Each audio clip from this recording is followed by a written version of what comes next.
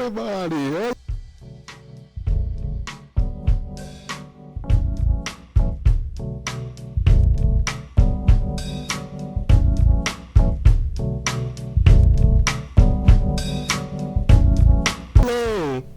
Get the frick off my code.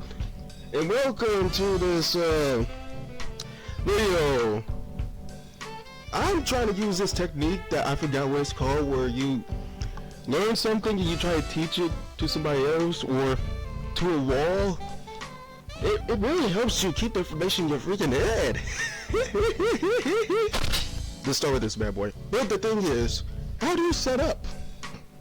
Well, you set up by going, well, it's not a lot of problems with it. You just download a, what's it called? A text editor, a code editor. You download Visual Studio's code made from Microsoft or some other free one, or you use Google Colab and you make sure it's in Python. So, because I only know about Python a little bit, not too much, then yeah. And you download Python, you download those code/text editors, or is it IDEs, and there you go. You can start programming or start coding. So am I good at coding or programming? Heck no. I just started trying to learn about it a whole year ago. Then I got sidetracked. Then I'm back on it. Then sidetracked. Then I'm back on it. And the thing is, how do you learn this? It's called, you use a lot of notes. Watch a lot of tutorials, write notes, or download the cheat sheet /notes from the website, so you can just have all the information right there. You can read it, study it, then memorize it.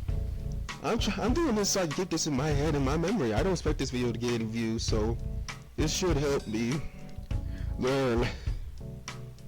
Oh my god. So, let's start off with the first thing. You see this empty screen here! You see this empty screen here! See? This empty screen of nothing. But now let's get to the stuff where you can actually start typing things, because do I know how to make a tutorial? Heck no. Last time I made a tutorial was back in 2017 when I was 11 turning 12 years old. So let's create variables real quick. Alright, we're back. My computer was a bit slow, so it took me about 2 or 3 minutes to actually type it there. But you can see there is some text, some code. What is it? Alright, so this right here, this is a variable. Variables. What are variables? You wanna know how variables work?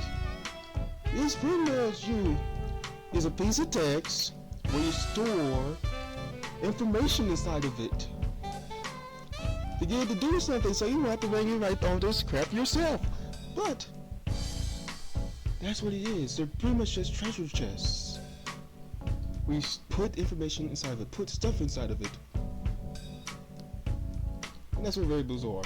But these right here, they're different data types, different types of data. And you see this, the espresso song sucks. It is text, it's a string. A string is pretty much text inside of your code. Just regular text. It's different from variable, very different. But if you put down just print it right here. Oh, I actually press something. Because when you put down print, you put down pane, then if you run this code, then it's going to run that to show this text right here. I want to run it because my computer will take a long time to load. It will actually be painful. But it will just print this. Printing something means it just shows something that comes out of a freaking variable. It will do the same thing if I put down bool bum, decimal, or integers. But nah, I just prefer to just print pain because it is true that espresso song, you know what it is. It freaking sucks. And now we're on to whole numbers. I mean integers. Integers is pretty much in basic math. Whole numbers, regular numbers, without the decimals. And yeah, but here's the thing. Here's the thing that I've completely forgot about, but you gotta keep doing it.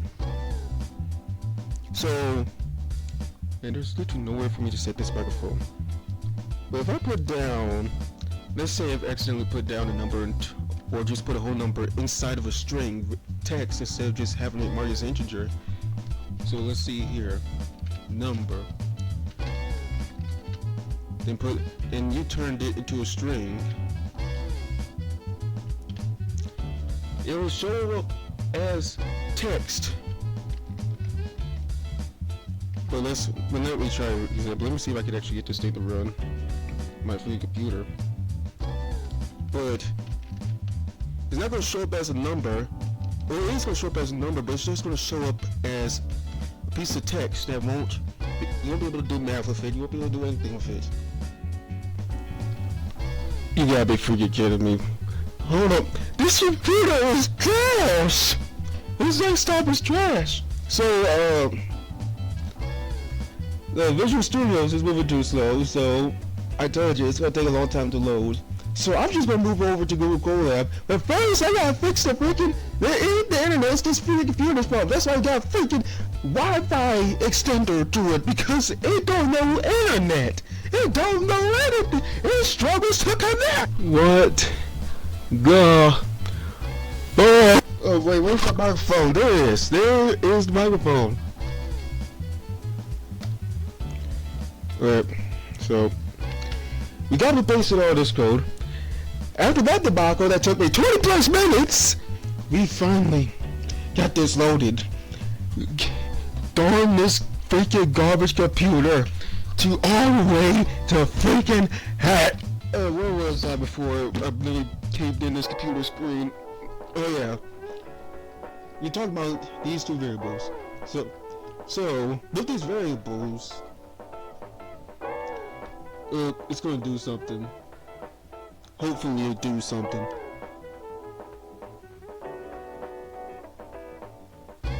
Alright, so it printed that. It printed out the variable pain equals the espresso song sucks, so it's printing out the espresso song sucks because it does freaking suck. That midget made that song. So we're talking about what is it? Oh yeah, integers. So as you can see, you wanna know what happens when you try to add it? You wanna know what happens when you try to add it? Because under any circumstances, do not, I repeat, do not. Well, here's the thing. The number is a string now, so if I try to do this,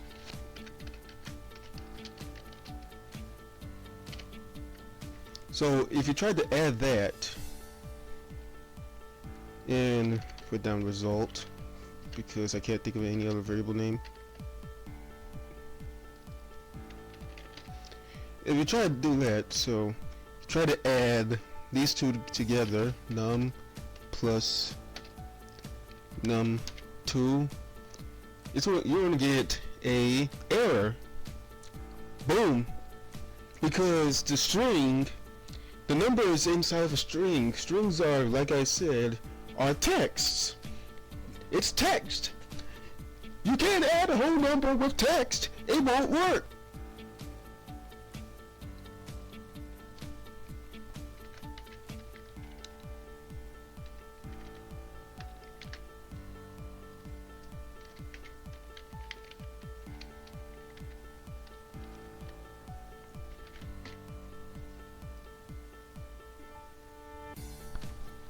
So as you see, I almost forgot to put down print so it can actually print the thing, because it would be another error if I didn't put down print because it won't show the number there.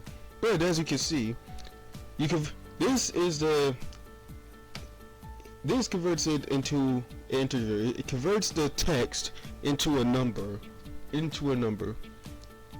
And since it converts it into a number, beep boop, now it can actually add it, and boom, we got 8.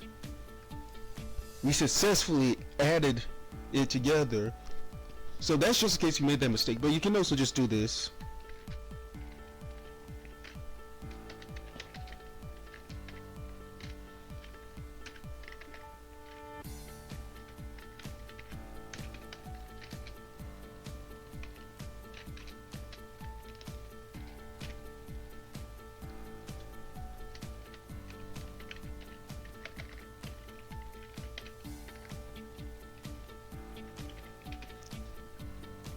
You really just do this, where they're both integers. You didn't create a mistake of turning it into a string or something, or you wanted to convert it into an integer.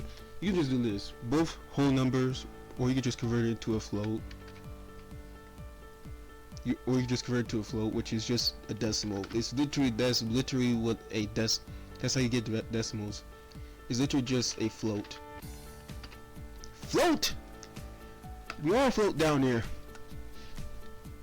You all float too, by adding another piece of text there, where you can just put into a variable a plus b equals that. Then it does that, and it prints it, and boom, skadoosh. You added them two together, and you get 13. A certain basketball player's favorite number. But that's pretty much it before I caved in this computer's screen in. Oh wait, I almost forgot. Booleans. Booleans. Boom. Booleans is pretty much determining whether something is true or false. So, for example, thing is, when you put down this equals true,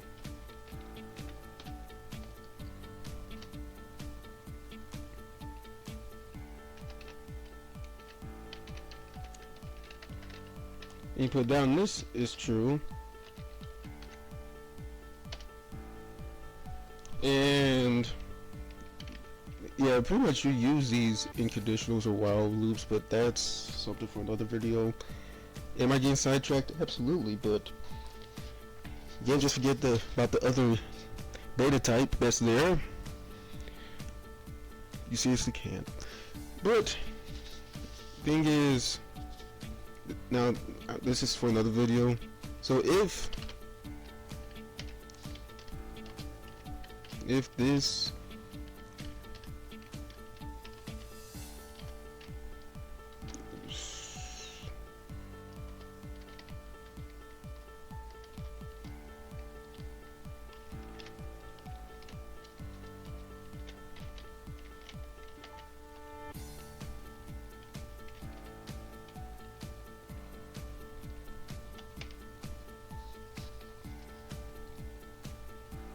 okay, so the code is right, because I am not typing that and actually showing the error.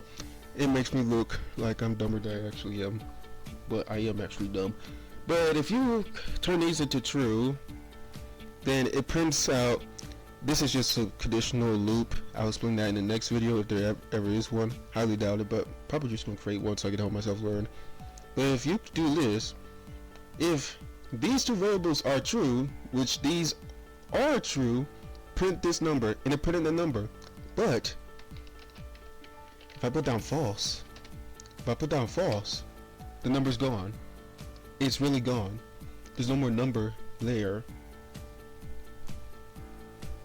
So you can see that so if it's false, and based on this right here that I won't talk about till the next video, if it's true, it prints out this number. But since it's not true, since one of them's not true, it won't print out the number. It won't show up. This and thing right here, it makes sure where it has to follow both conditions. Both variables have to be true. If I didn't put out and, then I probably will get an error. But let's try that again. True. But if I true again, number appears. But if it's false, number's gone. Boop, beep, beep, boop. That's your tutorial. This has actually got my brain working. It actually helped me a bit. Waiting for the internet to work. That actually made me contemplate some things. But yeah, I'm not a hater of any specific musician. I don't know why I said that. Maybe because these variables looks similar to somebody's name. I think that covers it. I explained the strings, I explained text, I explained integers, the whole numbers, I explained floats, which is just decimals. I explained booleans. Yeah, that's pretty much it. True, false, false, true, how to add these up, how to convert a string number into a regular whole number for it to work. Yeah, I think I got it covered. I think I did a solid job. No, the freak I did it, but it did help me with my memory. It did help me improve as a programmer / coder who is attempting to learn this as fast as possible so you can create AI that takes over the world while knowing how to do anything, while no experience, and with a freaking cheat sheet and some freaking notes and relying on them to help you improve your skills and practicing by just making these videos. Yep, sky's blue.